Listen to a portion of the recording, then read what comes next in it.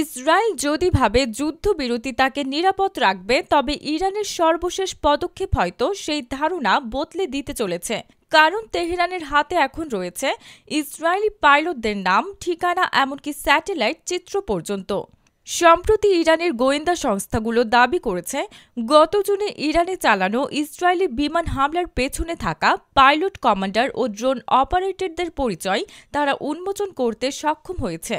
এই তথ্য তেহরানের হাতে আসার পর থেকে শুরু হয়েছে প্রতিশোধমূলক হামলা, যা যুদ্ধবিরতির আড়ালে এক নতুন কৌশলের ইঙ্গিত দিচ্ছে।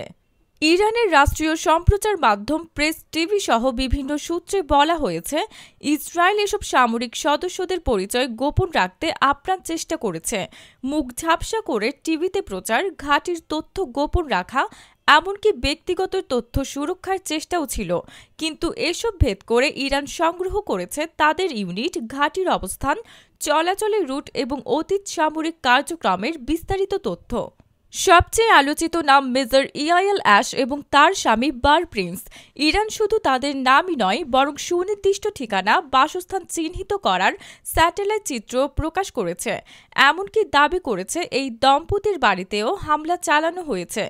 বিশ্লেষকরা বলছেন, ইরানের এই পদক্ষেপ কেবল প্রতিশোধ নয়, বরং এটি ইসরায়েলের গোয়েন্দা ও নিরাপত্তা ব্যবস্থার বড় ধরনের দুর্বলতা প্রকাশ করছে।